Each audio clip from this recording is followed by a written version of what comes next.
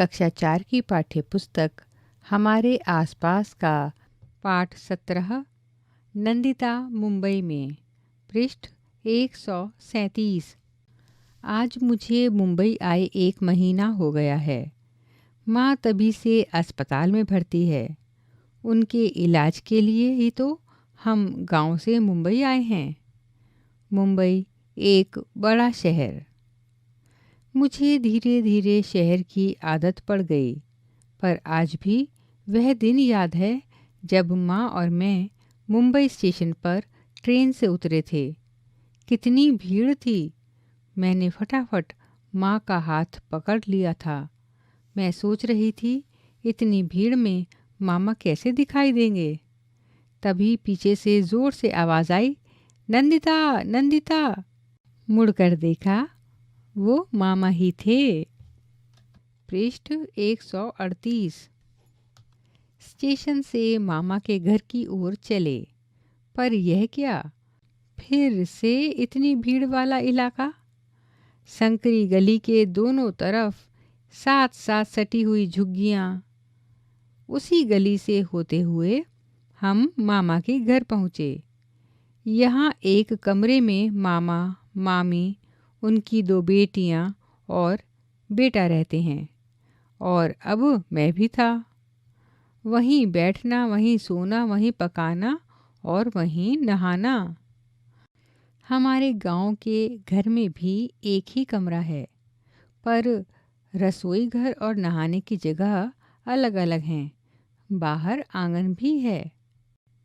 पानी की किल्लत। मैं मामी और सीमा के साथ सुबह 4 बजे उठकर नल पर पानी भरने जाती हूँ। बाप रे, वहाँ पानी के लिए कितने झगड़े होते हैं। अगर पहुँचने में देर हो गई तो समझो दिन भर का पानी भरा नहीं जाएगा। हमारे गांव के घर में भी नल नहीं है। गांव में तालाब 20 मिनट की दूरी पर है। गर्मियों में कभी कभी तालाब का पानी सूख जाता है।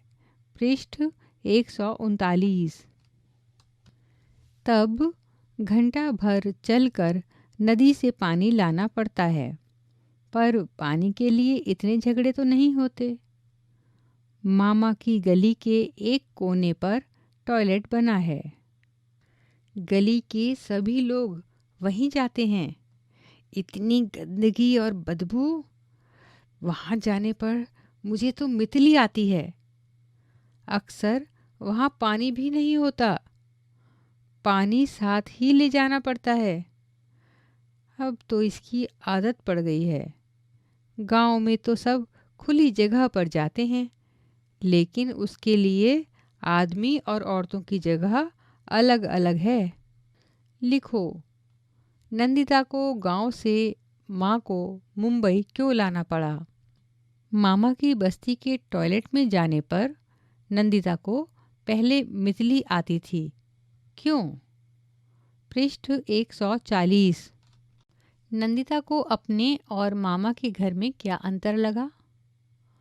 बस्ती के नल से पानी भरने और गांव में पानी भरने में नंदिता को क्या अंतर लगा। तुम्हारे अनुसार क्या नंदिता के मामा की बस्ती में बिजली होगी। सीख ही लिया।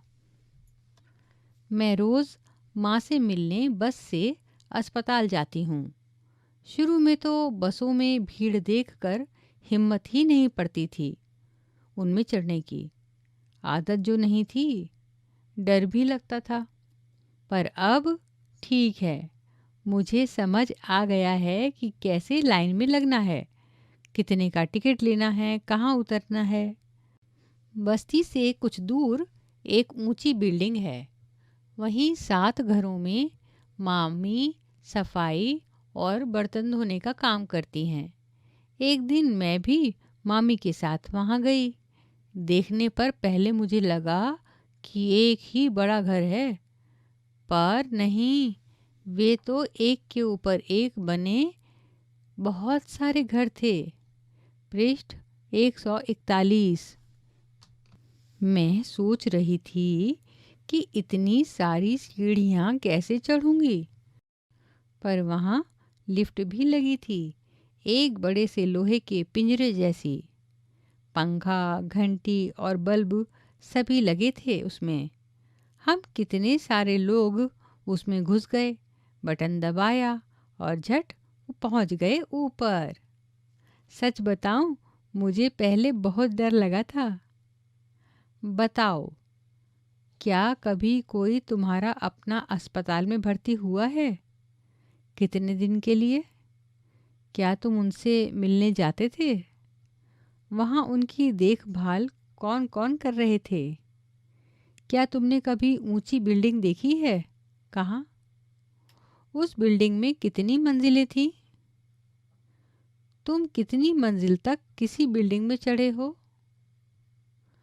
दूसरे घर में मामी सबसे पहले मुझे बबलू के घर ले गईं। उसका घर 12वीं मंजिल पर था। कितना बड़ा घर था!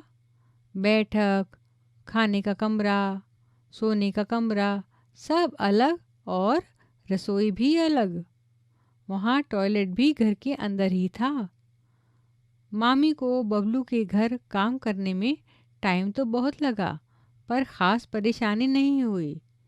रसोई घर में ही नल लगा था और झरझर पानी बह रहा था। पृष्ठ 142। बबलू ने नहाने के लिए पानी की बाल्टी लगाई और टीवी देखने बैठ गया। कितना पानी बेकार बह गया, यह मुझे अच्छा नहीं लगा। मैंने जाकर नल बंद कर दिया। बबलू के घर में बड़ी बड़ी कांच की खिड़कियां थीं। मामी ने मुझे खिड़की से नीचे देखने को कहा। बबलू के घर की खिड़कियों से मामा की बस्ती दिखाई दे रही थी। बस्ती तो दिखाई दी, पर पता नहीं चल रहा था कि मामा का घर कौन सा है। ऊपर से नीचे सब कुछ खिलौने की तरह छोटा छोटा लग रहा था। मुझे डर भी कितना लगा था ऊपर से बहुत नीचे झांकने में। शुरू में नंदिता को मुंबई में क्या क्या करने में डर लगता था। पृष्ठ 143। मामा के घर और बिल्डिंग के मकानों में क्या क्या अंतर है, एक तालिका बनाकर बताओ। इसमें 2 कॉलम हों। 1, मामा की बस्ती के घर।